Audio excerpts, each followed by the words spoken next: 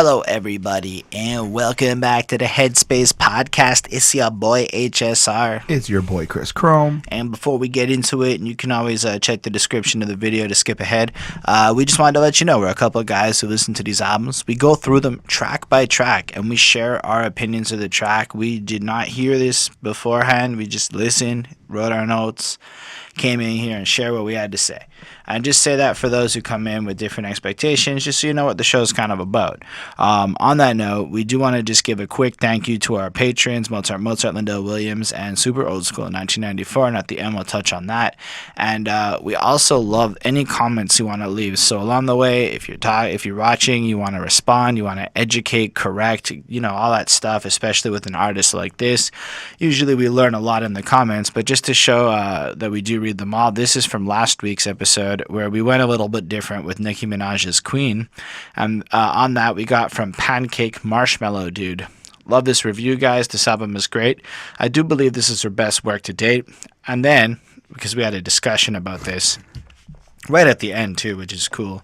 As far as the mixtape discussion, I believe that an album is the best way to experiment. I feel like an album is likely to yield a broader move and a more useful reception. So now I'm going to just kind of turn to you, the audience out there, and I'm going to ask you a question. If you have the choice of a mixtape or an album, which is the better place to stick with your core sound and to appease the fans that you already have, and which is the better place for experimentation and creating maybe an out there project that maybe is a little bit different than your core sound? Do you think that albums are for the core sound, or do you think albums are for experimentation, or mixtapes, or vice versa? So feel free to let us know in the comments, and we can kind of get a definitive democratic opinion on this. Anyway, that's enough about that. Chris, why don't you introduce the album that we will be talking about today? Well, for this week's Headspace album review, we went with Snak The Ripper, Off the Rails.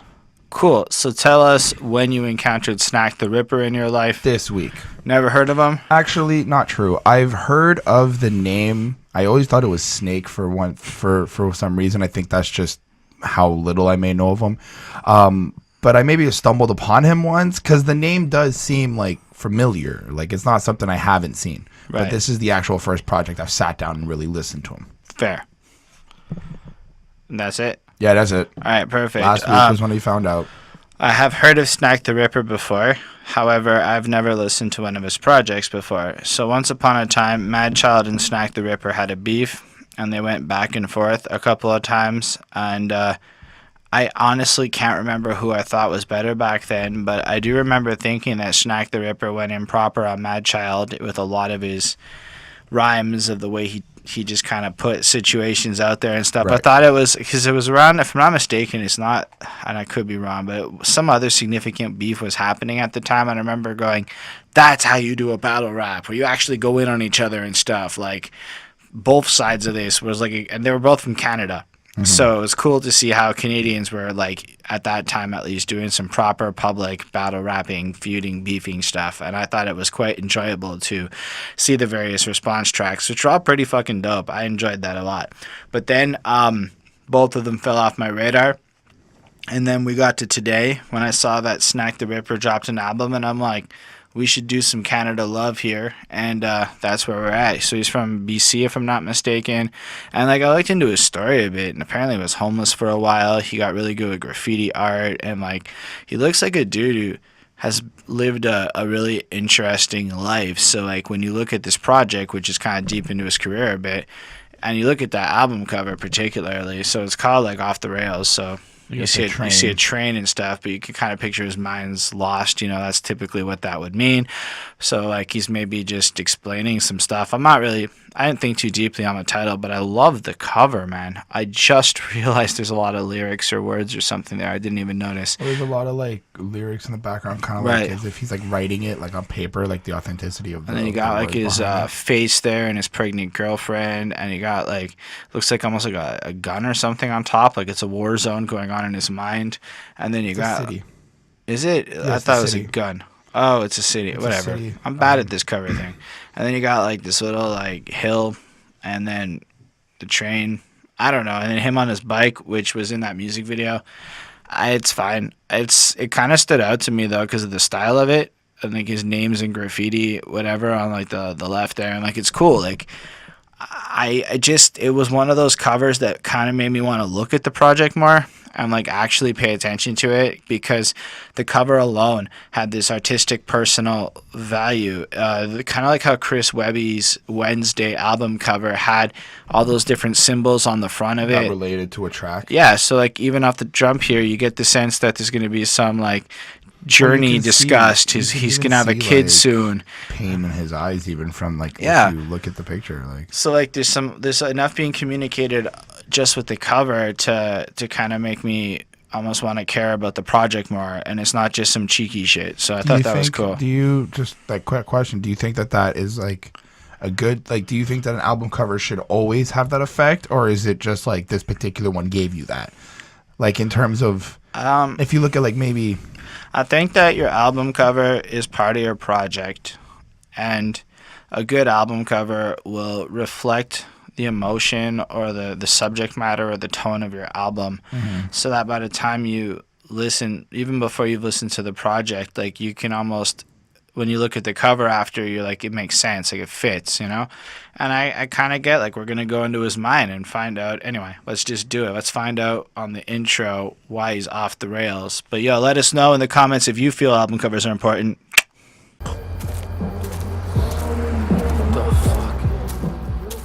Fun fact, 8 of the songs on this album had lyrics on Genius when I came to it. Currently, 9 of them have songs on Genius after I came to it. That's right. I uploaded the off the rails ones, and the cool moderator approved me because I'm so close to 600 IQ, but I have not yet got there. Anyway, so the songs that had lyrics there way tried harder in terms of like quotables and stuff like that than on the ones where I had to stop and hit rewind and transcribe some shit for y'all to give you a taste of my thoughts. In this case, though, it was a minute. I buckled down and said, let's do it. So it starts off, and you kind of hear this ambient sounds of like sirens, and it's like city streets. You just know it's not like a nice area. Like, maybe not gruesome, but like grim, dark, eerie. But you hear like, what the fuck? And then there's a dog starts barking. So I guess this is the end of the line. What the fuck? As he starts coughing, and it sounds like he, I guess, like if you were stabbed or shot or something like that, like you were beaten up, maybe. Like maybe. It sounds like he's coughing up blood. Like it doesn't sound like he's smoking or nothing. Then it says fucking line, I think. I guessed on that one. That's it's the end. This is the end of the fucking line. Yeah, but you don't really hear him say the whole thing. He just kind of says like fucking line. No, I hear it. This is the end of the line. No, he says that the first time, but then the second time, okay. He just kind of like mumbles out like fucking line. And then the lady goes, most people in the world are good and nice, but unfortunately there are some strange ones, and these strange ones are sick. Not sick in the cold or measles or anything like that, but sick in the mind. We call that, and then Snak comes back in with off the rails. And boom. As far as like a clever use of introducing the album, like he's kind of sick and he feels kind of fucked up, then the lady describes sick in a different way, and then he just uses the album name to kind of contextualize he's a little bit insane, maybe he's off the rails, and the rest of this project is going to tell you about that, what's going on with him, you know. And I think it's a cool use of stuff. It's great conceptually. I give it a 4 because it was like, okay, it is totally one of the, like, it's good ambiance setter, but I don't think it's the best ambiance setter. Like it's just good to me, and I like a lot more things on this album than that. So don't worry, it gets better from here for me. But this was just kind of an okay introduction. I'm sorry, when you listen to some of the other intros out there by comparison, this is good. It does its job exactly the way it's supposed to. I agree. I think it does give a good sort of like ambiance to the title of the album. Sets him up. Kind of gives you this mysteriousness. Like, what was the end of the line? What's coming to an end? I kind of took it as like he's kind of been off the rails, like off the wrong track, like off the right track. Like he physically got off the right track. He's not on the right path. He may have stopped chasing his dream or something like that, and he went down some other nonsense or whatever. And I feel like in terms of thinking like that, this could be the end of the line of all the fuckery, of all the nonsense, of all the extremes. And now he's like coming back to, I guess you could say, like reality, or back on the path. Like You know what I mean? I kind of got that feeling. Overall, I left it at a 4 as well. That's fair. Well, say my name, say my name. Wrong track. If no one is around you, say baby I. Everything I'm doing is risky. None of you twos can fix me, cause I ain't broke. All of my All right, Chris, how do you feel about this? Coming in strong. I like his voice right off the bat. You get this like high, energetic, in your face, kind of like angry, not like yelling, but he's very loud. He's very loud and he's there. So that was really great. I got, he's kind of letting us know he's back. He's not losing. He's trying to get more focused. He's coming back to making more, I guess, more music, producing more stuff. A line that I liked that I thought was clever. He was like, then this is where I kind of feel like people are gonna get a lot of like witty bars or like at least some comedy here. He says, "I'm more aerodynamic ever since I started shaving my balls." I thought that was pretty funny. I thought that was a funny line to say. But I like what really kind of got me thinking is when he said married to the game like I eloped. And from what I understand, eloping is when you get married without like anybody knowing, like you kind of run away and hide, right? And I took that as like he was so dedicated to the rap game that like people are like, you're not going to make it. It's not worth it for you. Like she's not good for you in a sense. And he still went with what he desired. And like snuck off and did it anyway. Exactly. And proving everybody that it worked. And I really think that was cool. I get the sense of like, I get the sense that he's kind of just he's kind of just giving us who he is. He's like the whole like say my name, the Ripper on the chorus. That was really cool as an effect. But he's really just kind of establishing who he is. Like, hey, I'm here, I'm back. Let's get it started. Let me just kick it off with some really quick flows, nice on point kind of like control with what he does. I left it with a 4.5. It was a really good start for me. I enjoyed it. I enjoyed the beat. I enjoyed the production of it. I like it. Yeah, I mean, the first thing you hear is like this kind of interlope sample that's saying the most terrifying killer of all time,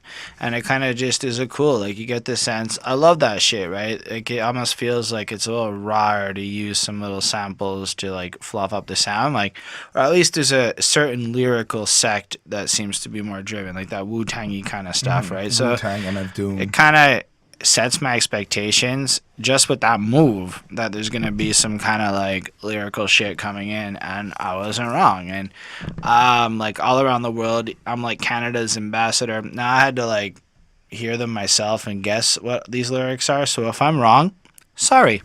Canada's ambassador, and I love that. Like, he basically starts off the album letting everybody know he's Canadian, and that just made me like, in that moment, I knew it was the right choice to cover him as a fellow Canadian.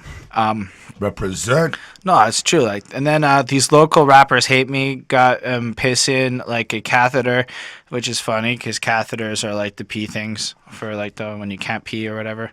Your bitch is goofy looking. I can't help but fucking laugh at her. My style is from the future, and this beat the flux capacitor, which is like a Back to the Future bar and whatnot. And I mean, my first thoughts are, all right, I'm in for this, right? I'm not in for an entire album of this, but I'm in for this like song. Right, this is the right way to start it, because it's important to prove that you're like, you got the skills and you've got that like to show who you are, like, yeah, especially if you're coming off like already. I kind of like I don't know if who I am is the right thing, but more the like I feel like this is like that ego track of skill flossing. Exactly, that's what I'm trying to say. Like, but, so it's not really like the real Snak. Right. This is more like Snak the Ripper as like, yeah, I guess the character of Snak. Yeah, exactly. Whereas not, but like I'm like, because I mean we've done a few of these albums now, and sometimes it just turns into the entire album is this. So that was my first thought. I was a little bit fearful of that, but on the other hand, at this track, I was like, damn, this is still pretty fucking fun to listen to. I have to give him credit. His flow flips up a lot, right? And he comes in with like stacking up this or like just a retard barely dragging a pulse. I'm like hitting the beat like aggravated assault, write my name in bold italic while I'm spraying these walls.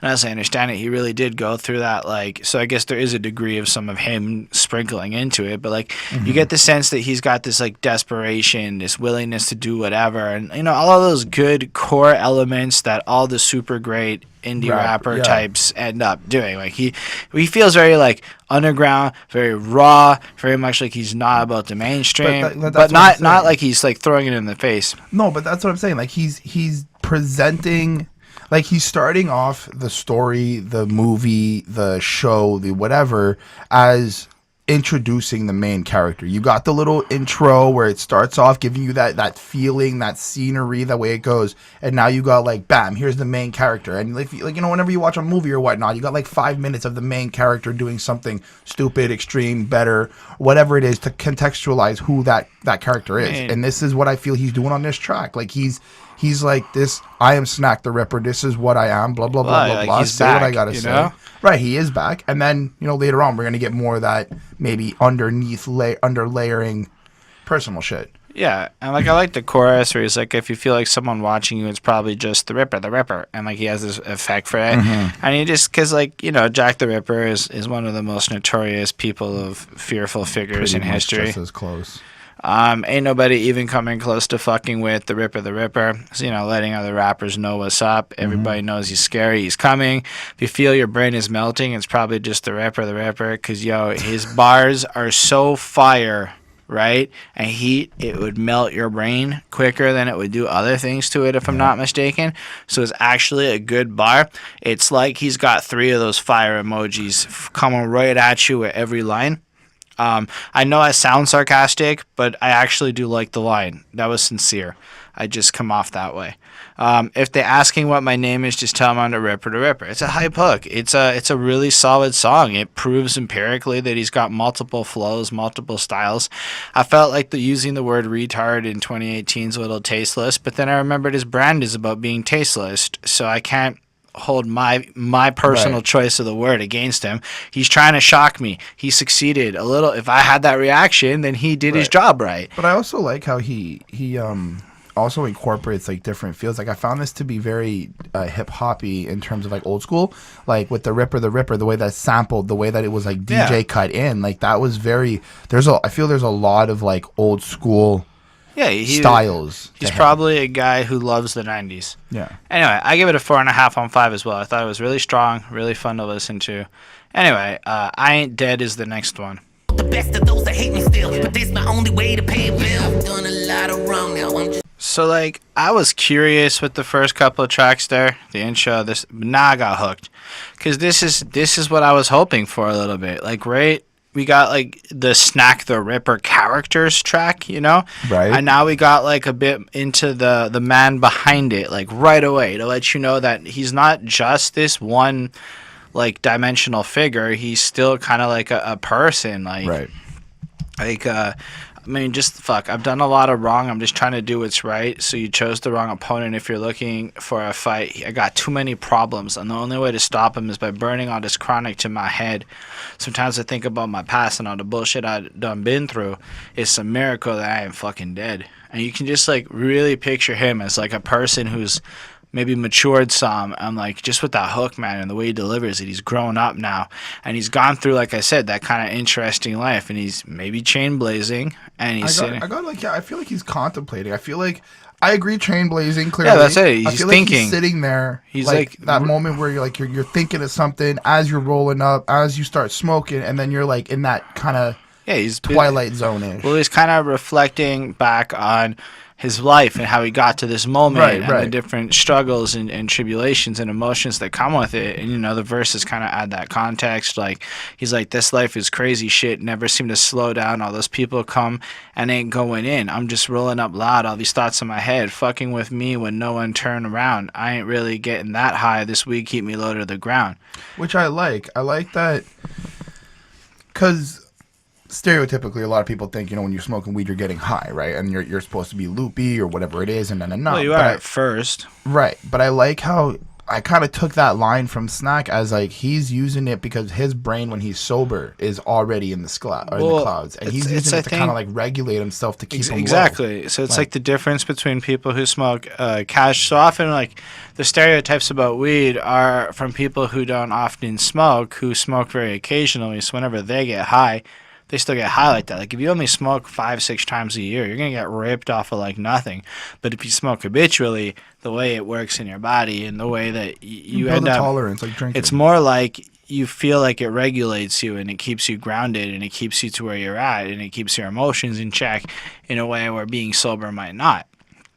So in my head, I mean, I'm not the biggest fan of the weed lines, but I do like the picture he paints where he like, you can just picture him sitting there with like this spliff, like by a rock somewhere, like, how did I get here? This whole world's fucked up and shit, man. These like crazy ride I've been on, like Right. it doesn't even make I sense. think it's more towards like the crazy ride he's been on, his experiences, his fall-ins, his fallouts. But even that part I was just saying, like you got this idea of like people around him aren't really dedicated to the same kind of path he's taken, and he's been on the grind for so long that he finds that the only like comfort in his life seems to be what happens when he sits there and he gets high and he ruminates about the different things in his life. And then as he points out, it's not really about getting high just to kind of justify it. Like he's one of those people where it's not like your trip, it's something else completely different, you know. And he just kind of really paints this struggle and stuff. Like every time I drop the mind is blowing, press delete, don't know them shady deals, give fucks about the way they feel.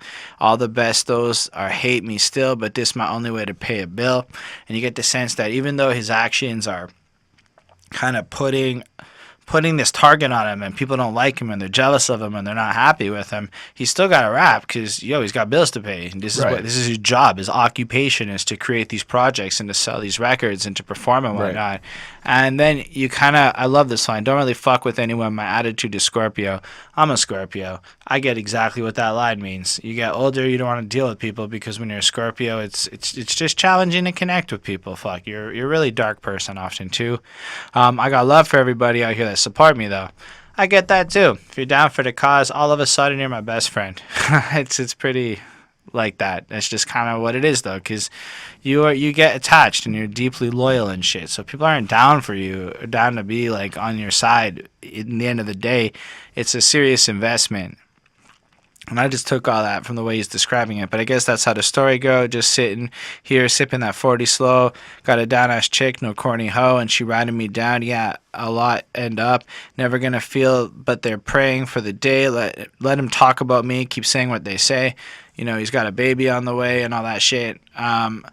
And he's just kind of grateful for where his life's at, and other people are not making the same choices. Like, he's got a solid relationship. He's got a family he's trying to start. He's motivated by different things, and he's kind of pensive. And what I really like about this is you also get the sense now on the third track here that you're going to get the crazy flossing to kind of go, oh, that's so hype too. But then you're also going to get that wisdom of like a guy in his like mid-30s who's lived some shit that's trying to grow and become a better person.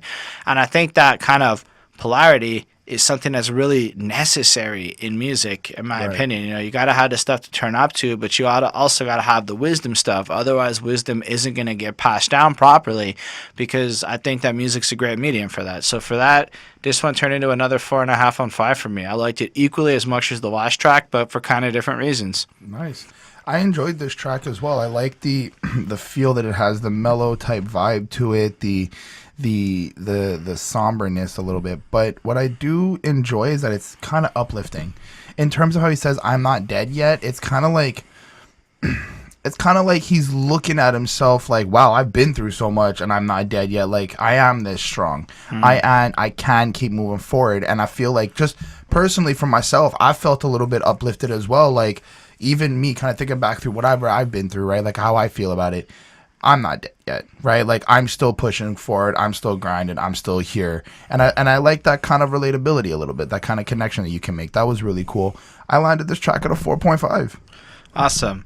You got our knuckle sandwich coming in the comments.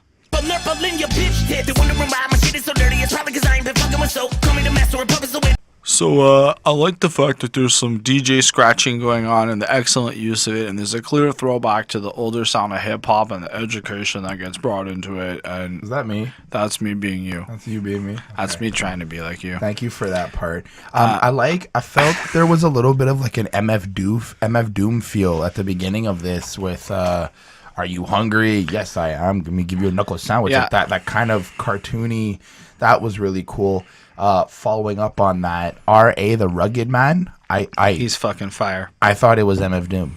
Like, I had to actually sit, I legit, like, I was just, Really? I was listening to the album, and I was like, is it? Like, he kind of spits the same way. I feel like he has the same. I feel like RA goes a lot quicker than Doom. Yes. At that point, like, there is, but when he first started off his verse, I was like, Okay. it kind of felt like the same way Doom spits. So I was like, okay, I can see some inspiration there. I guess they sound similar. I just personally didn't like this track a lot. Just the beat didn't really capture me in as much. I wasn't just really feeling it. I like both of the verses. I like Snak kind of just gives us this like Knuckle sandwich feeling of like hard hitting bars. This is what happens when you fuck around. Like when you get a taste of my rap, it's like you're getting punched in the face. Like you kind of get this reassuring of like the Snak the Ripper type character. R.A. the Rugged Man follows suit, does his thing. But just for me, I don't know. I just didn't really. It didn't captivate me as the same way as the other tracks have. I give it a 3.9 though. So I'll be honest, maybe part of my feelings is because there were no lyrics posted for this song. So I had to rely more on my ear, which I feel does make it harder to quickly absorb shit in the song. Still, it was pretty good in terms of what it was trying to be. Another very lyrical, barsy kind of driven song. So we're kind of flip-flopping between like skill-driven, flossing songs and like maybe some deeper emotional shit, which is what I think a good project should have a lot of, actually, that diversity. So sonically, it's like a completely different experience than the other two songs, which is a really great thing. And I feel like it shows the Snak's versatility. I like when he's like, I'm in the perfect position to throw a fist in your throat, 6 in the row, detonation something to explode, these bitches and hoes ripping my clothes, and he just kind of goes up from there. And the way he's punching on it and just showing like he's got these multiple rhyme schemes, at least especially this is my first project, so it's really a cool thing. Like, I'm already feeling myself getting more interested in what he's going to do next, as opposed to getting kind of like bad feelings of what's going to come next, which you sometimes get from projects. Better believe it, I might leave him with the backhand, never defeated, always weeded, breathing like a fat man. I was like, that's actually pretty clever. I can't say I've actually heard that bar before, so if you're going to drop one of those weed bars and I've never heard it before, kudos to you. It's pretty good, because you got to picture how a fat man and if you're really fucking weeded and shit, you're gonna end up with fucked up lungs. I mean, It's pretty obvious. I did not need to go into that explanation, but I wanted to give credit to the fact that it was a first for me. Keeping him bleeding, taking a beating, probably need a CAT scan, rolled up the weed, and then proceed to follow the attack plan. And with a couple of obese chicks, I'm watching him mud wrestle. These rappers are cheese dicks, and they say nothing special. And I like the fact that like he's able to kind of back it up. Like, I mean, those lines are a little bit Slim Shady-esque to me, but that's not a bad thing. They're also like this genuinely, like, he paints the picture. He's able to effectively use the wordplay and the rhyming patterns and the imagination to make it like not boring. So for that reason, it made it like kind of okay, like kind of fun to listen to. And then RA comes in and he does his part and he starts in kind of slow and rhymey and stuff. And then I like when he just fucking blitzes into the double time. Like, I never believe in the death and deceit and to eat the apple in the garden of Eden, collide in the method they eating and tweaking. I'm making a killing, it's murderous season. And he just kind of comes in and does some like flossy ass shit or whatever. I love like how he says, I was a great before my great granddaddy's dick spit out my grandmother, because that's a fucking hilarious line, really. Yeah. And again, it's like that level of that's fucking shocking and funny to picture, because like nobody ever fucking says that, and I had to like enjoy it. But it honestly feels a bit like a novelty act where like I'm not really that into comedy and repetition, so the 5th or 6th time it wouldn't be so funny or great to me anymore. But for now it was funny. And then I had to say props to We're in Vancouver with Nardwar, because Nardwar is the greatest interviewer of all time, just like hands out, or one of. He's like fucking insane for the level of research he can do into people's past outside of music, in music. He's wonderful. So cool, the shout out. And RA just kicks it with the dope flows that I've come to expect. I'd love to cover Legends Never Die at some point. If you guys have interest in that, let us know in the comments. The hook is okay. it sounds a little bit too much like the verses to me. Like, it's like you realize you're in the hook, but halfway through the hook, you kind of realize you're in the hook the first time. The beat's a hit or miss for me. For me, it was a little on the miss side. It's a great, well-produced beat of a style I'm not as into, so I gave this a 4.25, recognizing that if your tastes are different than mine, you're going to fucking like this song, and it's really awesome, and you should bump it. So if you watched us for a minute, you'll know if you're in that camp. I don't know if you talked yet on this one. Yeah, I gave it a 3.9. Okay, so I wasn't sure if I was being rude or not. That's fine. I'm good. Trapped in a thought, hacking the grind, yo, this shit happens a lot. They only want the Ripper, they ain't asking for Scott. All right, Chris, how do you feel now that we're back to the man behind? I think his name's Scott. Yes, his name is Scott. So now we're talking about Scott again. Yeah, actually, smoking on this kush got me trapped in a thought, hacking a grot. Yo, this shit happens a lot. They only want the Ripper. They ain't asking for Scott. I quoted that because I like how he's kind of giving us that introspective of like there's another person behind the character I'm talking about. You know, there's I get it that you people see XYZ, but you also need to know that Scott is a real person as well, and that Scott has certain things. Like the real side of me has certain things going on. So I enjoyed that line. I also like when when Snak turned around and said, seems like people all around me fucking dropping like flies. Yeah, you know what we call that, cause and effect. Only want to be your friend when you deposit a check. You never get it back once you lost my respect. And it's like this is the first verse, and you can kind of see like he's going through these changes. He's popping off. He's popped off. He's dealing with the fame and stuff, and people seem to start changing when he may have like lost a little bit of money. Maybe he kind of took a break from rapping or whatnot. When he stopped being in the spotlight or whatever it is, people started kind of treating him differently, which is making him feel certain ways, because he's like, you know, I've just been the same person I've always been. Like, we have our ups and downs. I don't know why you're not still around, you know?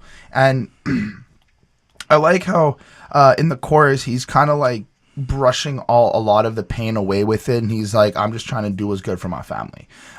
He's kind of like protecting himself like a defense mechanism in terms of wanting to acknowledge that what he is doing is good for him, good for his family, and the fact that as well, like, a baby's on the way, as we find out. And you got this sense like he is maturing, he's growing up, he's turning into like this father figure a little bit, where he's trying to cope and he's trying to understand, but he still feels like he's doing good for his family. I enjoyed this. I thought it was a good song. I like the piano to it. I'm really a lot of the piano sounds on this album really got me hooked into the music. I like how he's holding pride in being himself on this track and just being very open, how emotional he is, and how kind of like maybe you want to call it broken a little bit. I gave it a 4.2. That's fair. So I thought it was really cool. Like, it's, again, this really honest look into kind of the man behind and his psyche and where he's at. Like, when I'm sitting all alone, I can focus the best. Always short of breath from the smoke in my chest. Came a long way from being broke and depressed. Lately, life got me feeling hopeful and blessed. And I guess you're not expecting it to go in that direction, right? Because it kind of starts off like typical. He feels he's a loner by himself, about to smoke a joint. Mopey, wait. All of a sudden, life's better than ever? You know, it just caught me completely off guard, because that's not typically the direction that like, those bars previous to it would take you. Mm-hmm. So it got me a little bit more interested. He's been doing pretty good.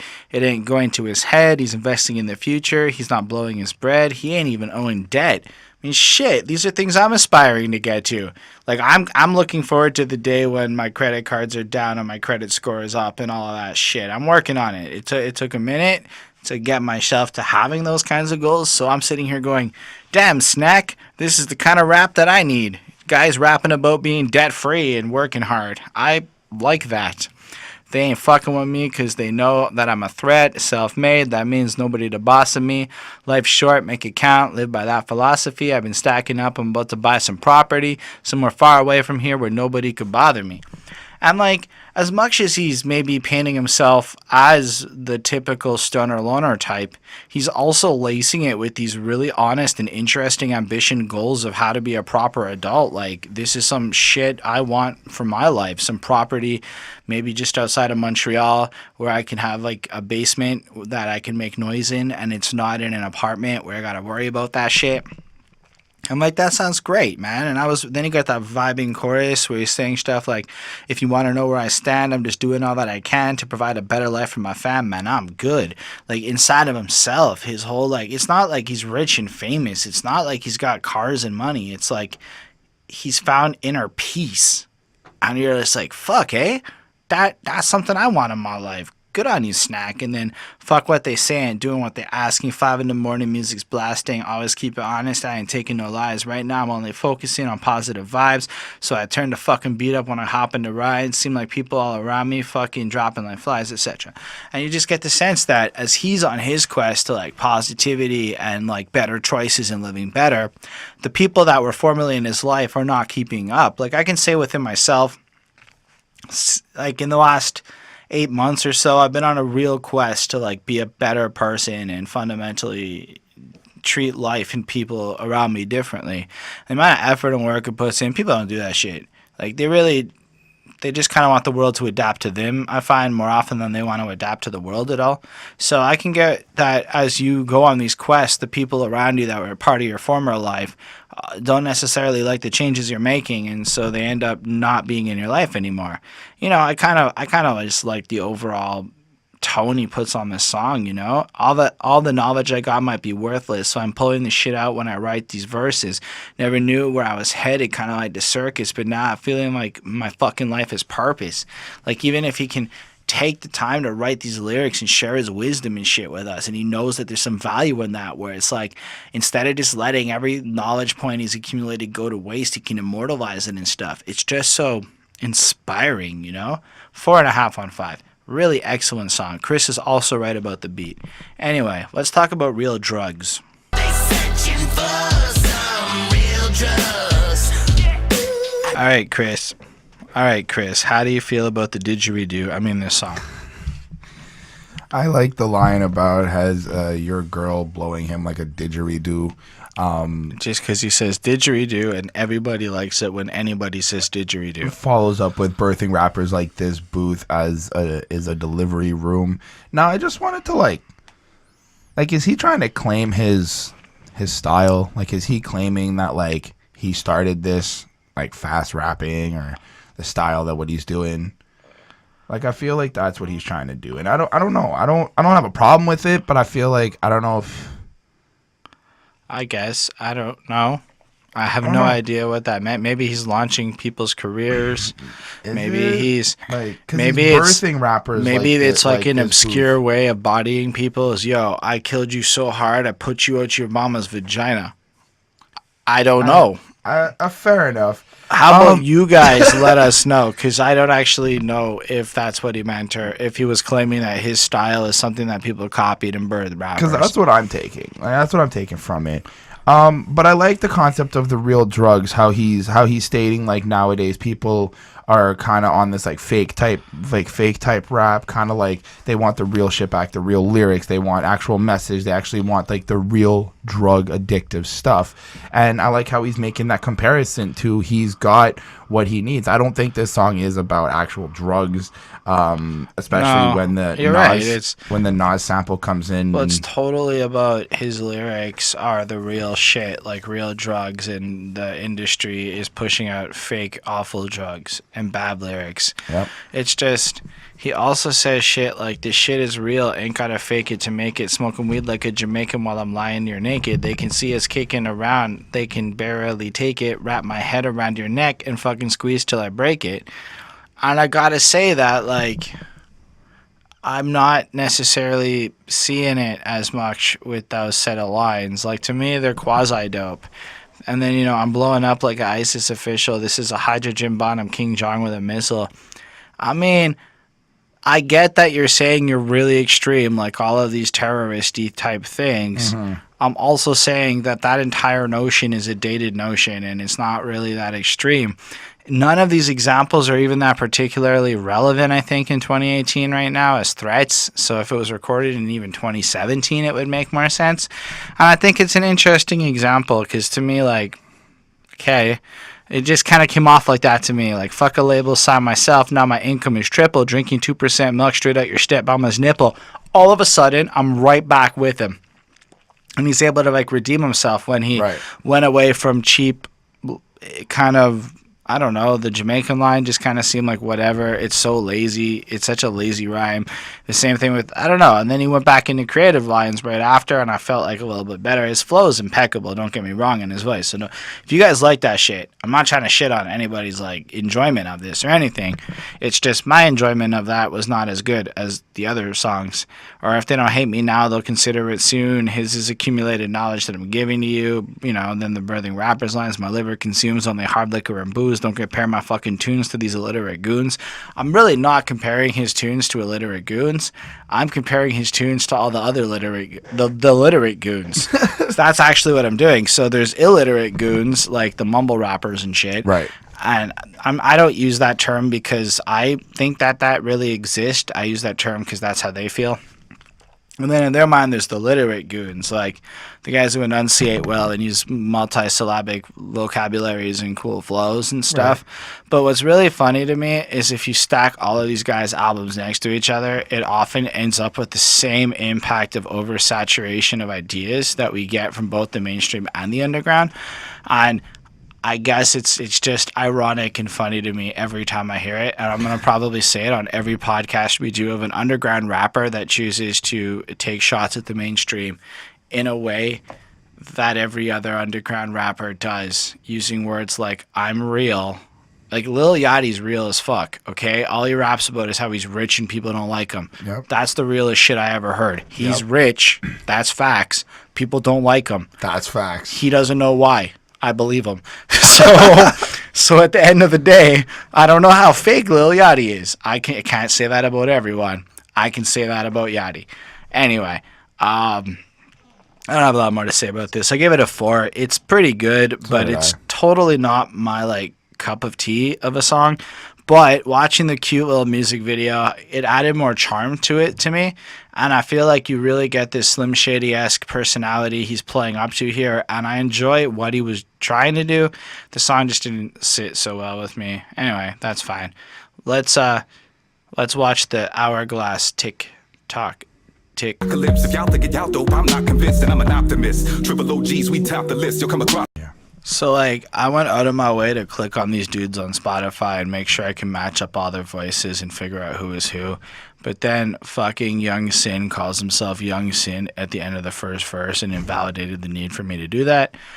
Still, Young Sin is first. And damn, do I like his voice. Evil Ebenezer is on the hook.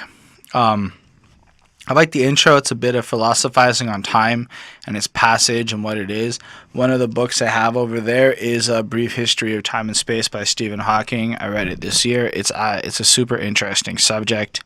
And then he comes in with, we just grains of sand in an hourglass turned upside down. I'm out the path down to the bottom and surrounded fast to the shit tip over, hit the ground and smash. I never felt I'd survive at last. Go through hell just to raise from ash. Life go two ways. You can cry or laugh. Either y'all live slow or you die fast. And I mean, that's interesting, right? He's just literally picturing himself as a grain, you know, and most people just kind of end it there. And then he goes, no. Picture it real further. Like, now you've fallen and now you're seeing how all the other grains are crashing around you, and he's really painting, and then the whole thing just tips over and crashes, and it's even more fucked up and whatever, and kind of paints in that at the end of the day, life really is about choices and dichotomies, and you either do or you don't. And see, that's way more interesting to me. So Young Sin came in with this excellently delivered fucking series of lines, and I really enjoyed his verse. I really enjoyed it. The chorus is pretty cool. I was fine with Evil Ebenezer. He's all right for me. I like Time Never Stop. What more can I say? Counting the digits, no pause or delay. We punch in the clock, just ticking away, seconds to minutes, minutes to days. Like, that's just an interesting thing. Like, I go to work. I got to be there around 9. Punch out at 5. I get to leave at 4 on Fridays. Woo! And like, but every day I'm there's a certain point where I'm literally just feeling like these are all seconds and whatever. Like the next song I'm gonna put out is kind of just like, it started with the idea of all of my time there is rented time. It's just being wasted and stuff. Right. And like, it just evolves from there.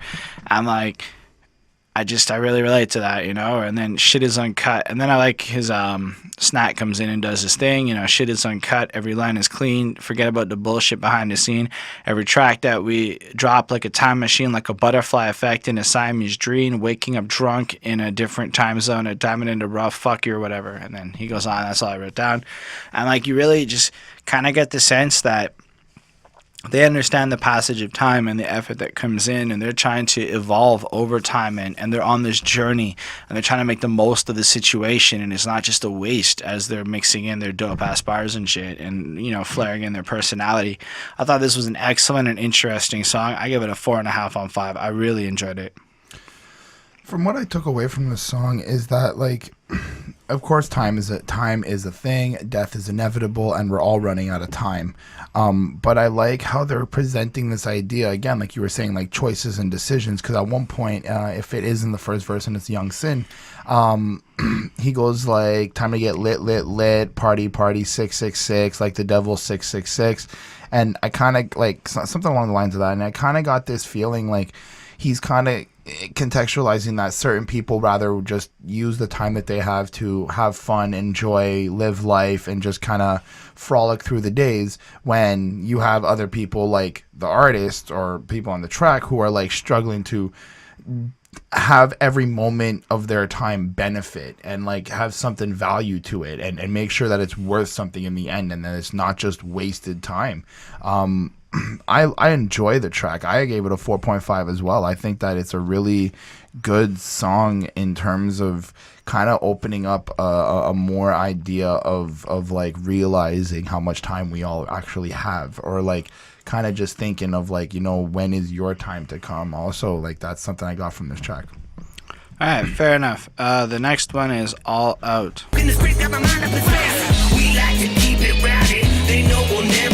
I like this beat a lot, but how did you feel about this song?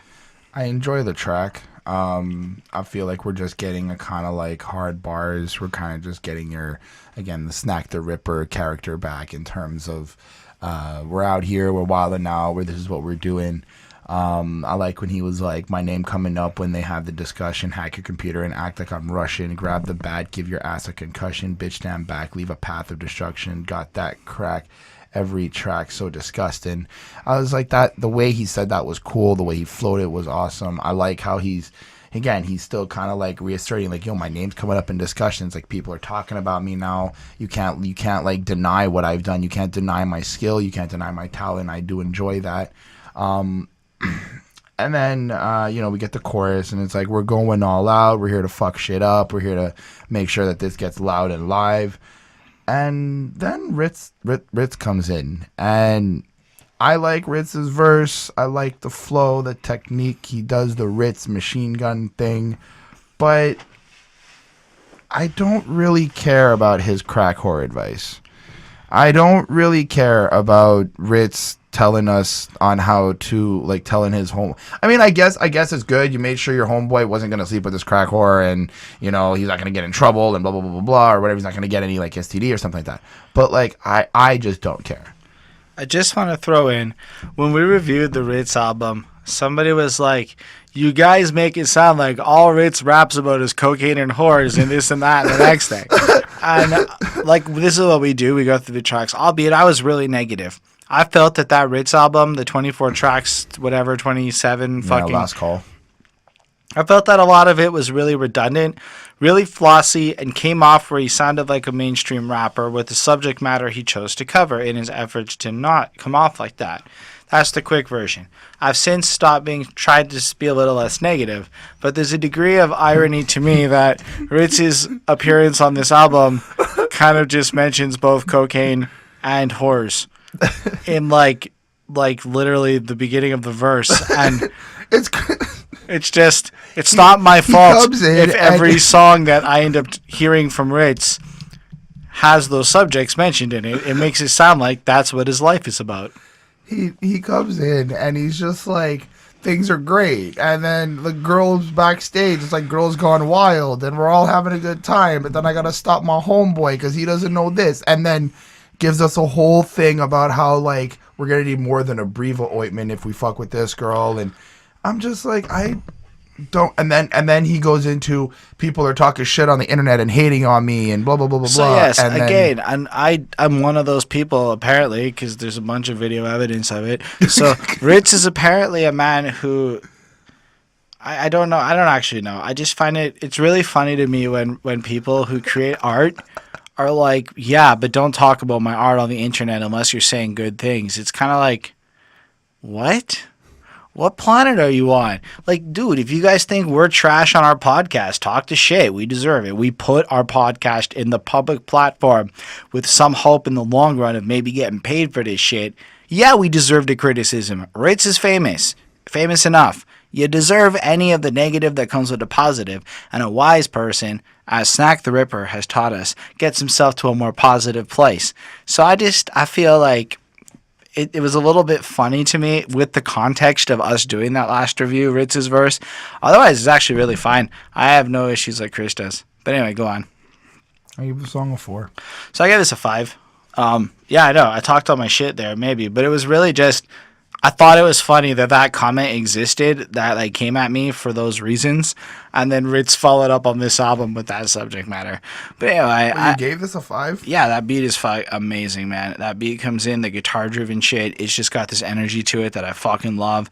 You don't want to get the Ripper started again. Don't know another way. Going hard as I can. Every bar I command is a part of the brand. Shit raw like the sushi, the heart of the brand. Or sorry, in the heart of Japan. And like even like from that point, like just that self-awareness. Like every time I put myself out there, it's everything I just criticize Rittz for. He's what he's saying in those like first 4 lines. Like I know this is my brand, this is my reputation. I'm putting it out and I'm being the hardest I can. You don't see Snak saying don't talk about me on the internet. I mean maybe he does somewhere else, but I didn't hear that from him on this album, or else I wouldn't be like kind of having that approach. Anyway, raised in the streets, got a criminal mind, been living behind this abysmal line. Chisel every verse, every syllable prime, and I'm getting little done in minimal time. You know, you just picture him like this efficient machine, popping off shit, working hard, fucking grinding it out. And it makes sense because the song's called All Out. It's about putting in your all. And then, yeah, in a song called All Out that you're putting in your all and shit, ain't that probably what the streets is going for? Going all out. Got the backstage looking like it's girls gone wild. Don't tease me. Show on. Now, whoa, slow it down. How to teach my hobo that she's a coke whore. I mean, we have different definitions of going all out, I think. He's like, that's where he's going. Like, going all out in the land of Rittz is a lot of naked girls backstage. And he even tells his boy to do it. No, he wants she like to carve lines and slopes, but these hoes don't ski or snowboard. Get it? They do a bunch of blow. And, go for it. Fuck her, but you gotta wear a rubber. Try to tongue kiss her. Betcha she gonna leave a cold sore. So he's saying that you must treat her like the prostitute rules, where you don't kiss them, but you can put a Jimmy on and smash that and then pass it off, because that's a safe way to approach it to avoid the herp. He doesn't say the herp, he says a cold sore. And you gonna need more than just a Breva ointment. I'm always getting head. They don't need the coin flip. I mean, come on. If you get head, if there's a coin flip involved, it would mean that you strike out 50% of the time. So you don't want to have a coin flip if there's head involved, is my thoughts. But I'm just saying, like, this isn't really, like, just to compare, like, got that crack every track so disgusting. Big C Lens got a stash to production versus, and you gonna need more than just a Breva ointment. I'm always getting head. They don't need the coin flip. They give it to anyone who's seeming important. It's almost like Rittz is kind of pointing out that these women are easy and fuck lame people, and that you're not really going all out by sleep. If that's the message, like by sleeping, then he's calling himself lame. No, I don't think so, because he's saying you can do it. He's not saying that he's doing it. He has his friend there, right? So maybe the point is really that you're not going all out if you're sleeping with a coke whore. I don't know, man. I'm going too deep into this, and everyone who listens is just gonna go, yo, that's so fire and that's so hype. But I don't think it's that fire or that height. I mean, 3 fires. Like, look, it's straight up an interesting and good lesson that I can get behind. There's nothing wrong with his verse. I still give it a 5, even though he got mad at me for right now talking about him because I'm on the internet. And he's right now, if he were to listen to this, according to him on this song, he'd be a little mad. I'm okay with that. I get the premise of what he's doing. It sounded good. It is the right kind of like in underground fire banger type track that I want to throw on sometimes and just fucking vibe to. So it does everything it needs for that purpose. Perfect song for that. Let's talk about some Ashes. Reminds me of you, I'm just trying to get through it now. I got a question before I begin. How many people record these phone calls, man? Like, so many phone calls end up on these albums. Like, is that just something you start doing when you're famous and shit? You record all your phone calls just in case? Is that a practice I should be doing? Like, I'm just curious because it starts, or is it a fake phone call? Like, he faked it after the fact? But it sounded like it was a real phone call. Yeah. So does that mean he like recorded all of his last phone calls? I'm not trying to sound like a fucking weirdo or anything. It's just something I guess I could believe it given what we find out, you know. So to talk about the track, we find out that Snak's father has passed away. The phone call at the beginning is the last phone call that he's ever had with his father due to brain cancer. Apparently this isn't the first time Snak's ever actually spoke about this. He does mention this on like a previous album on a certain song that he was like dealing with somebody in his family is dealing with cancer, it's run to the brain or stuff like that. Finds out it's his father. So given that information, I mean, hey, if you're really close with your father and you're like that, you never know when he's gonna leave, when he's gonna go. I would want to make sure I get every. I just wondered. Okay. I just wondered. Fair enough. But this is an amazing song. For me, I think that, the way that Snak expressed himself on this track, you could hear his voice cracking at certain points. You can just feel that he misses his father, that he's kind of confused, he's kind of lost. Especially transitioning into like him becoming a father and like not having that father figure to help him. It's like that's also fear, that's scared. You get all of these all of these emotions in terms of the song. I like a line that I liked was, every time that I happen to see my reflection, it's you staring back from the other direction, just thinking about all the love and affection you had in the end. We both had a connection. Your strength was enormous. You fought like a vet, but the cancer just spread from your lung to your head. And like, just even there, like the way he said those lines, you could hear some happiness in his voice when he's talking about his father fighting like a vet and being super strong and having an enormous heart. But at the same time, it's like you can also hear that like aching pain of like not wanting to accept that his dad's gone, like that painful hurt. Kind of lets us know a little bit more about how he's dealing with it.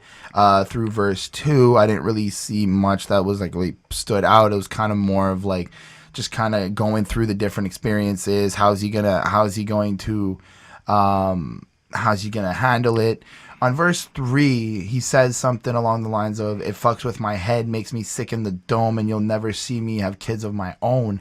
And like that too is like just like he's about to be a dad, like I said, and it's like his father's leaving, his father's not there anymore, and he doesn't know what to handle. Who's he gonna go do for questions? Who's he gonna go to for help? Like there's a big change happening that's really affecting him now. I honestly, I think the song is very powerful, very empowering in a sense, because you also do get that Snak's gonna continue moving forward. He's gonna keep pushing. He's gonna keep making his father proud and making sure that like even up there his dad can look down on him and be happy for what he's doing and make sure he takes care of his family. I gave this a 5 on 5. I really enjoyed this song. Yeah, me too. I thought it was fucking great. It's like, again, like it's really important to have that like humanizing factor, I think, these days. And I think that there's a matter of just, I guess it's about social awareness. It's not about social justice or anything, but I mean, if everyone out there is trying to be this fake wall of like emotionlessness, which I find you get a lot, to be this tough person who's always vicious, like that's not really how most people live.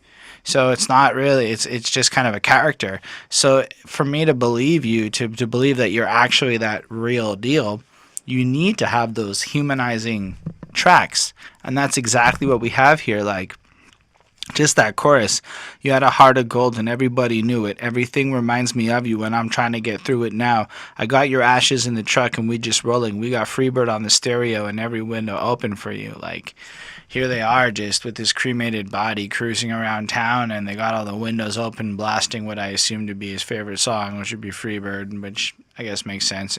It's a fun song to cruise around to, and he's just trying to like cope with it, but he looks around and he just sees reminders of him, and it's just like you get like his pain and his honesty, and like if you've ever lost anybody or anything like that, it's like it's just a genuine way of expressing it, and the verses kind of come through and deliver that consistency. It's again more story driven, just kind of stream of consciousness written, which again to me shows more versatility and strength in him as a rapper. Like, it's like, wow, not only can you make some repulsively offensive shit, you can also move me to tears by talking about your dad. And it's like, damn, like that to me is a really interesting part of him, that like it was these kinds of songs I really wasn't expecting to encounter on this project. So the fact that like back to back you have like this crazy bars driven going all out song followed by like I miss my dad, like fundamentally I want to see more of that, and maybe there's a lot more of it out there, but that really appeals to me as a person anyway. So I thought it was really beautiful, really fun to listen to, and don't worry, the personal shit doesn't stop, because next up we got Baby Boy. Room just cozy as could be, sleeping in your mother's womb. You getting bigger by the minute, so I know you. And then it's like just to drive home the point of what I think Chris was trying to say in the last one, just that fucked up shit of like, wow, my dad's gone and I'm about to have a kid. He puts the song where his dad's gone, followed by the I'm about to have a kid song. And the music video is fucking beautiful, right? Because it starts off and she's like pregnant and he's like rapping at like the belly, and they're like putting like headphones on the belly and stuff. And then she's in labor and shit. And then he's actually cutting the umbilical cord and whatnot. And then like you're seeing him hanging out with his brand new baby, who is clearly, I guess, born since the song was written and recorded and shit. So they had clearly planned that out a bit. It was the only music video that he seemed to do all by himself too, which was really cool. Like it wasn't made by... It wasn't made by Stewie Kubrick, who was the guy who did all the other videos. And yeah, so it's like you hear that. That's the sound of your heart. That's the ray of the light pulling daddy out of the dark. That's the reason I've been happy, why I'm working so hard. My first letter to my boy, and I don't know where to start. And it's really just giving you the sense that what's really brought him to this new place of consciousness, this wisdom we've been seeing, this inspirational shit, is he's got this kid now, this like reason to live, and he's just taking the opportunity to express the depth of his emotion towards his child. And like, you know what? It's one of those subject matters where it doesn't matter how many times you hear somebody expressing the love and the feelings of their first kid, as long as it's personal and real sounding, it's going to be like the same sentiment, but always come off different. And I think Snak pulled that off effectively here. This is truly like his honesty of like finding this value of life and this desire for change and growth, and like the birth of his kid that's coming up, which hasn't happened as he's writing and recording the song. But still, it's fucking amazing to me. And I think it's right up there with that humanizing thing I was just going on about. So I gave this track a 4.5 on 5. It's another beautiful little ditty in the middle of this album to like make sure you know about what's actually going on in his life. The real drugs, as he says. Nice. I like the song. I think it was very honest. I think that I like how Snak is now being more open to the fact of confusion, the fact of like, you know, like he says it, he's like, this is my first letter to you and I don't even know how to start it. Like given hearing that makes me kind of feel like he might not ever know how to start it, even like 10 years from now or whatnot, because how do you start a letter like that? How do you start something that you're still in the process of like molding, building, creating, and helping grow and stuff, right? So that was really cool to kind of get from him. I feel like he's also happy with himself in terms of accepting, like, you know, I got this new challenge, this new goal, this new life that I have to take care of, and I'm proud of that. I feel a lot of pride in this song as well. I like the lullaby that's kind of like in the background, the lullaby music that's in the background, kind of gives that hint of like the whole baby-esque feel to it. I like the song. It was really, really good. I gave it a 4.5. All right, so we drifting on through this podcast. Sincere but clearly everybody rather lie, but the kids just keep on getting better cause I'm never satisfied. So this is the latest music video on the channel. It's an alright song. I feel like it's kind of like a lesser version of some of the I'm out there confused kind of dealing with shit type songs that he's been kind of describing. I mean, it's not like spectacular, but I do like how he's addressing that he's not around, he's going on tours, he's making his money and do what he's got to do. But I think that, like, for himself, the fast lane is too fast for him. I'm getting this sense like he's in the fast lane and things are passing right by him, and he's just like, yes, no, yes, okay, that trying to like get a grip on everything, and he's losing it. I don't think it's more about his life. I think it's more about like just the industry on this, like just kind of in terms of the music. But it's still kind of about him trying to find a place in it all and all that. Like, Right. I've been drifting around. That's something I'm excelling at, but I've been where sucker fools or this up in the hell and back, and I got the shit locked down. Like, I don't need to tell them that. Right. When I'm up on a stage, they're like, who the fuck you yelling at? But I'm out here in the trenches, trying to get my paper right.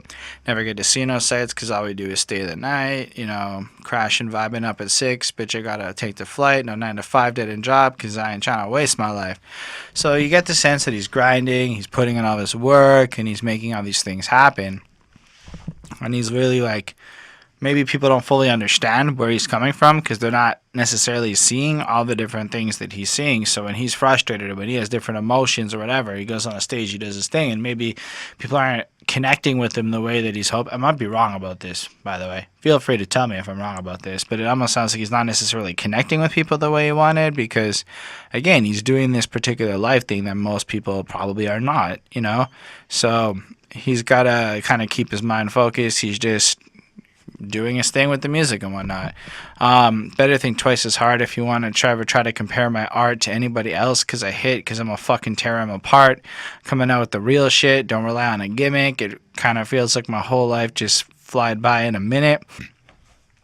I mean, I suppose my problem with that statement is it's a bit of a gimmick to be so anti-mainstream, right? Like, if you're going to play that role, and for the most part, everything's been pretty legit, and I have very few complaints on his realness per se, but I think it's a bit of a lack of self-awareness to imply that you, as a guy named Snak The Ripper, with your image and everything you put together, have zero gimmicks in place to, like, push your marketing. I'm just not buying it. And, like, at the same time, it's like, don't compare you to who? Like, if you're trying to say don't compare you to mainstream people, I can kind of understand that. But if you're saying that you're making a certain genre of music that multiple types of people make, you know, it's not exactly like anything on this album. Not really the one paving the lane to this. Like, innovative is not a word I would use on this album. I would say talent is a use I would word on this album. It's a great balance of serious subject matter to like flossiness. But innovative is not the right word. So if you're not innovative, you are definitely comparable to other people. And I think it's a little bit delusional to believe that you can just go on a record and be like, yo, my shit's so great, you can't compare me to people, while saying something that I think almost every underground rapper we've covered has said at least once on a single song. Therefore, that's kind of a gimmick to me. Like, it's one of the hooks of catching an underground audience is, oh, I gotta make that line saying I'm so good you can't compare me to people. Like, I don't know. Maybe I'm just the fucking weirdo here, but I think there are more creative ways to prove the point than outright saying it. And by saying it, you instantly make me compare you to everyone else who said it. Okay, I'm done with that point. 4.25. It's a great song. Because, like, again, he goes in from there to, like, I got to keep my circle tight because I'm trying to get it in. I never knew my full potential. Never sky the limit. Never knew how on the ride is, so I stick for the fam. So he follows it up again with some legitimately uplifting and dope-ass shit. It's just, is that the twist? Is that he adds in uplifting? I guess that's new, maybe. I'm probably not the only one. Okay, I'm going to stop. Like I said, 4.25. Let's talk about Shania Twain, because I ain't impressing that ain't impressing me much. Sweep the leg and bury you colorful fucks like Easter egg, nigga. Alright, so this one starts off with Jamo Gang, and he says you troll him for clickbait, but the trending seem to die fast. Internet thug, career lifespan short as Vine last. Amazing. Great fucking bars. Vine lasted, 2 years? A year and a half? So he's pointing out that if you're one of these types of rappers, per se. Didn't Vine go and connect with someone else? No, Vine died. Oh, okay. And then they all went to YouTube, and then we got Jake Paul. Great. That's even better. Die Nasty, Violent, Tragic, or Dynasty Triumph Magic, Gastric Bypass 40 in the Wine Glass, Family over Finance, Money over a Fine Ass. Just look at that. Family over Finance, keep money over a fine ass. You're getting a sense of this guy's actual priorities. So keep your loyalty of your crew first, then money, then the women. Another way to put that is MOB. Either way, he comes in and I really enjoyed his flow. Stepping on cowboy boots in a line dance with a honky tonk badonky donk in the palm of my hand, Shania Twain, etc., etc. I really love that. He comes in and makes it sound proper. His flow is very enjoyable to me. He goes on, and it's the same kind of braggadocious stuff, but it's time for a braggadocious song, and Shania Twain's fun. I'm in Canada. What's my motive? Hell froze over. I'm too hot to get the cold shoulder. We've moved on to Snak here. A lone soldier, don't roll over. Your rap is like a 401k plan. You probably don't understand that money talk. Yeah, you're green small like Yoda. And I love that. He's like, the way you rap, it's like saving for retirement. I'm not risky shit. I'm coming in with the hard lines. I'm some interesting stuff that you can actually fuck with. And ultimately, I thought it was really good. Great flow, great beat, fucking solid jam. I do like, I could do this shit sober, twisted as fuck, and if you thought this shit would suck, you shit out of luck. I like the way he overuses the word shit in a way that doesn't annoy me. Poop bars. And I really like the fact that he's pointing out to us that he can be a sober person and still perform his craft properly, whereas many people imply that they gotta be fucked up, and it's almost like, dude, are you ever sober? No, Snak's sober and he can still fucking do it. He doesn't have to be wasted on cocaine and liquor. Anyway, 4.5 on 5, great song. 3.5 on 5, okay song. The lyrical talent is good, the writing is good, the presentation is good. I felt like the beat overpowered the lyrics. I felt like the mixing was off. I felt like just a lot of noise. There was more just sound and effects to the instrumental and to the song than I did really catch a lot of the lyrics. That's really my own main beef out of it. It's just more your braggadocious, we're the best, this is what we do, shocking rap. But it was good.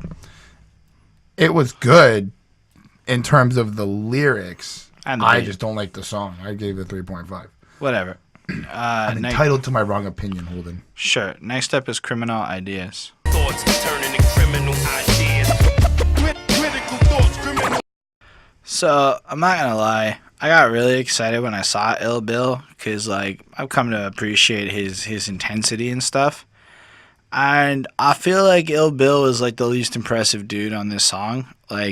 All I got from him was, I used to think I knew the answers to everything, but now I know we didn't know anything. So that part was kind of cool, but otherwise it really felt like he just kind of phoned it in. Maybe I'm wrong, but, I was not a fan of what he brought to the table, because Reef, The Lost Cauze, came in first, was actually kind of fun to listen to, Criminal Thoughts in a Blue Porsche, Smoke You Like a Newport, Back to Back, Pack to Pack, Fuck What You Thought of Me, They're Heading to the Bank or to Court, and you get the sense, again, of, that same energy Snak's been coming in, that rawness, that realness about who he is, and right. You kind of roll through that. Am I gonna have to choke a bitch or smack or attack a Hitler and strangle him with his Confederate flag? You fags into an etiquette, or you fucking heads will split.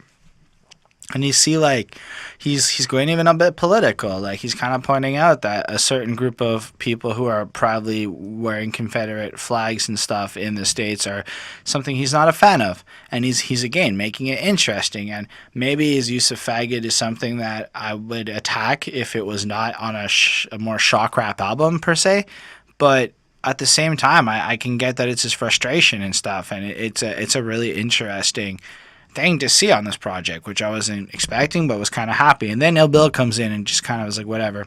I mean, Snak does the third verse, and I like when he's like, I can't control it anymore. I got these thoughts in my dome. The government is keeping tabs so we don't talk on the phone. And I like that kind of healthy paranoia because, you know, the NSA and even Canada, like, they could be spying on us right now, and we wouldn't really know. And there's not very much we can even do about it, except not talk on the phone. And they want to track you down and catch you like a block from your home, throw you in the back of a van while you walk in alone, so we living in the shadows off the grid. All the crime they accused me of, I probably did. I kind of like that. He paints out this paranoid picture of being tracked and spied on and all this bad stuff happening like any other conspiracy theorist type might. But I probably did the crime, so I don't know if he's trying to be like satirical or something, or if he's like just saying it. I think it's part of like their environment. I mean, I think this like song is like setting up a mind state of like we have criminal intent and we have criminal ideas due to our environment that we come from. I know, it's just I thought it was kind of fun. To me, it kind of sounded like he was trying to be like super authentic and grimy and whatever, and it really fit out really well. I give this a 4.4.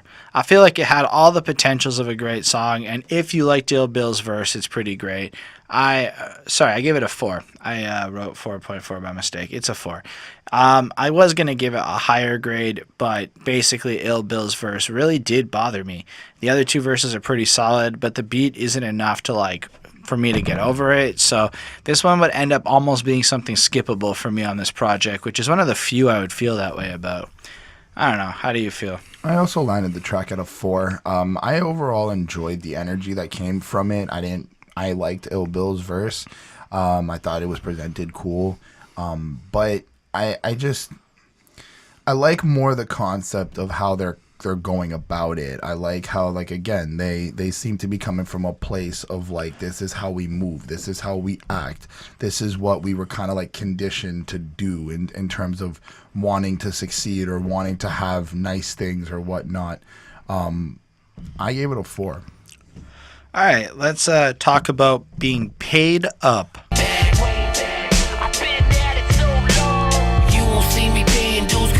All right, Chris, how do you feel about paid up? I feel like this is the rags to riches story. I feel like he's kind of given us his explanation from where he started, and now he's making money. Everything he's been doing is paying off. Things are starting to kind of look up for him. I thought it was cool. I thought it was a nice song in terms of like a little bit more refreshing is from the extreme shock rap that we're getting or the high intensity. It was more, like I said, just more about this is what I've been doing. I'm glad stuff's paying off. I'm in a better place now. Things seem to be going on a more uplifting route. I enjoyed it. I left it with a 4. It was an okay track. See, I kind of took it a little bit more like it's about respect in the sense that the reason that these guys are having their success now is because they've already paid their dues. They've been in this game for like over 10 years. They've been grinding and dropping albums for so long that like they've already done all of those things that you were supposed to do to get that recognition and credit. So when other people are like, yo, well, why doesn't Snak The Ripper have to do it? I have to be like this. Baby, that fucking guy's an asshole. They're basically not taking into account that he has all this behind-the-scenes effort and he's built that foundation that kind of allows him to do it. Like, I like on the hook when he's like, we don't follow any rules and motherfuckers hate that. You won't see me paying dues because I already paid that. And it's, again, like, just the idea that people who still have their dues to pay are jealous and petty and kind of lashing out, and they are getting the success, but it's because they put in all the work and because they've already grinded and because they've been at this for so long.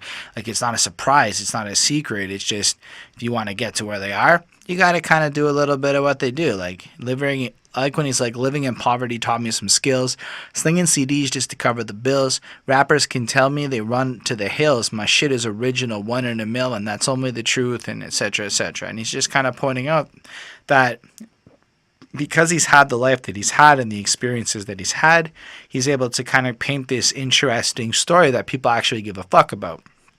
And I get where he's coming from, because I give a fuck about his story now. Anyway, I give this one a 4.5 on 5. I thought it was fun to listen to. Great message at the end of the day. And back on that kind of personal wisdom-driven shit. There's a couple more left on this project, so why don't we talk about how there are highs and lows. Up with you, but I never had the courage. I was weak and afraid, contemplated killing myself. This one is like another interesting track from a subject matter perspective. So he describes like meeting this girl, how they're like fucking crazy together, and he just like takes her home and they smash and they start dating. And like the first couple of years of this relationship are amazing and everything's good, but then over time he starts to realize kind of she's a bit psycho, things aren't necessarily good, so his self-esteem takes a hit, his self-worth kind of gets measured based off of the value that she gives him and how she treats him and stuff, and he becomes almost addicted. He can't get away, he can't break up, etc., etc. I really like that's the whole first verse. And then the second verse, time has passed, he's moved on a bit, he sees her out there and some people try to kind of get them together, and he spends the rest of the verse being like, nah, I don't need you anymore, I took my time already like to get over you, I've been working on that, of finding my independence, of becoming a better person, of like doing it all on my own, and like, you know, just not relying on you for my like validity. And just kind of ends out like that, and just kind of describes some of the highs and lows of this like honest, turbulent relationship. It's kind of like Love the Way You Lie by Eminem, but like a mature, honest look at how that relationship plays out. And then 3 years later, when you run into that person in the club, once shit's done. So like that first verse is just Love the Way You Lie, and then the second verse is something completely like the part two of what it would really be like if you took the healthy approach and not the turbulent, destructive route. I thought it was super insightful, well done, story driven. It's amazing that he has that kind of story ability to paint a picture as well as drop the lyrical witticisms. So I give this another 4.5. I really like what he's doing here. The song's about cocaine. What? The song's about cocaine. For real? Yeah, and he says it at the end. Because he goes, I've taken my time over you, blah, blah, blah, and I don't need another line. And right after he says line, it goes cocaine. It's the highs and lows of his relationship about cocaine. He met cocaine at a party when he was at a low point of his state. He brought cocaine back home for some smoke and chitter chatter. She freely laid herself onto the table. They went 2 years of going through a bunch of nonsense and stuff. They broke up. When he went to the club the next time around, the snakes brought her around and she tried getting all up in his face. Hint, hint. So it's the whole relationship about his battle with cocaine. Everything you said was beautiful. It was beautiful. All about cocaine. It could also be about a woman at the same time. Yeah, I do agree. Though the way he plays it both, like this could be a relationship or not, it was amazing. Okay, fine. Still 4.5. 4.6. I thought it was really, really good. All right, so then we all had some lessons learned. Bless you if you're patient. Before you make a choice, you should assess the situation. Be careful what. For this last one, what do you think? I think this is a good way to end the album and the entire project because it shows growth, it shows maturity, it shows that, you know, Snak has given us different variations of his life that has happened since I guess maybe the last project. And he's given us a lot of honesty, and he's really just kind of tying it all together with like, look, you live and let live, and you'll learn from your mistakes. Don't look at your mistakes as a problem. Look at them as things to change, improve, and get better at, because everything is a lesson learned. That's really the context of the song. It's there's nothing really more in depth than that. It's just be true to yourself and learn from everything that you keep doing. Not even just mistakes. Like, I'm going to take it a step further and just learn from what you're doing every day to day, and just keep growing, keep pushing, keep making sure, you know, that you break that hourglass at one point and you continue living on. Yeah, I mean, it starts off with, it's like, you can only go so long running wild in the street. Stay grounded if you flying by the edge of your seat. Bring something to the table if you're trying to eat. They simple-minded only hating when your style is unique. And I like that because even if you granularize it against the streets, it's like, those people who just coast through life at 22 and they have all these friends and they act a certain way. Everybody likes them and they get a bunch of free shit. Well, then they turn like 30 and have no life skills and can't really function. Because no matter what you're doing, you can only rest on your laurels for so long before that shit's going to crash out from Your what? resting on your laurels. Laurels. Yes, it's an expression. Okay. You can Google that shit. I will. I was just very interested in that. And so it's basically like you can only rest on the goodness of your name and your accomplishments for so long before you need to like back it up with some real shit. So it's kind of like, again, making your own path, doing your own shit, learning, growing, doing all of that good stuff. But I like the chorus. They say recognition is free, but respect is earned.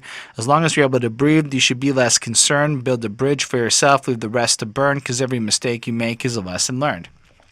And it's so like hopeful. Like, we live in a culture right now where it seems like social media and shit is kind of butchering you for your past and stuff. But like, I'm against that crap. I believe in the idea of redemption where you make mistakes, but you can overcome them and you can become a different or a better person. So like what a politician did in the 80s is not a reflection of who they are in 2016. What you may have done 10 years ago does not define who you are today. Now, maybe there's some lines that are really bad and people don't think you should cross them or whatever. That's not really what I'm talking about. But like, people kind of just do some and say stupid shit, and then they grow up and then they behave differently. And I think it's the only way to truly be interesting as an adult is to have done some stupid shit to gain the wisdom to be an interesting person later on. So I kind of like the fact that like when he goes, you can see the bigger picture if your vision isn't blurred. And if you're willing to be truthful and actually look at the patterns of life and stuff and understanding what's really going on, you're fully capable of it as long as you don't dilute yourself with your perception and your entitlement and things like that, Work harder than the rest and get the life that you deserve. Believe half of what you see and none of what you heard. Don't get your hopes up over nothing that is for sure. So, like, manage your expectations. Do your own research. Don't just rely on what other people are doing. Be your own fucking boss. Take control of your own situation. So, like, I give it a 4.25. I feel like thematically it's the perfect way to end the album. I feel like it's not as good as some of the other tracks sonically, but I really like the project. I really like what he did with this song, and it's really, like, good information I think people need to hear more of, and I hope more and more people keep writing this kind of stuff, and we can maybe paint the landscape with this idea that nobody's too fucked up and people can get better and they can get help and they can improve. And that's kind of cool that's really what we're like being left on, is your mistakes shouldn't haunt you. They're lessons to learn from. I don't know. That's the end of this project. I gave it a 4.4 overall as a whole. I thought it was fucking great. Like, as far as new albums go, this is really one of the best albums I've heard this year, I think. It's really strong. It's really balanced. It's got a great mix of serious subject matter and flossiness. It's got cool features on it. Like, it's got kind of what you would hope for in an album, that like there's something to say, a point to be made here, and it's not just like aimlessness. Like you can almost you can really get behind the message that he's dropping with this project, and I really enjoyed it, and I would recommend this to other people, especially for those who like the more lyrical side of things. I gave the album a 4.1. I think that Snak did, from what I took from it, I think Snak did a really great job in showing the audience like changes and experiences and the ups and downs in certain places in your life that you have to deal with. Maybe it's the industry, maybe it's just you're getting you have a baby on the way, a parent or family member passes. Like, he really touches upon a lot of personal things that he's trying to kind of give his wisdom and show everything like in his creative way. So, yeah. So definitely let us know what you thought about this in the comments below. We're definitely keen on hearing that, and I love reading them. I answer all of the comments. I just want to thank you for being here, because it's crazy that you would sit down and go through this whole process with us. Thank you. I don't know. We really means a lot to us, and you can always let us know what albums you want to see us talk about that are coming out in the near future, or if something came out this year that we didn't talk about, let us know, because it's better if we talk about things that are definitely interesting to you guys out there. and girls, but YouTube says we are like 99.9% male audience. So I think it's a little bit safe right now to say guys. Anyway, let us know what you want to see. Thanks to our patrons, Mozart, Lindale Williams, and Super Old School 1994. They support us. They're fucking awesome. They get to do the request raffle where they throw in an album, and whichever one wins, we pick it randomly. That's the album we have to do. If more people join in, we are definitely going to extend it to maybe twice a month and figure out some way to make it more fun. And again, it's more interesting to just do stuff we know you care about. And yeah, otherwise you can hit the subscribe and like if you want to do that. But most importantly, leave a comment. Let us know what you thought. On that note, thanks and have yourself a great week.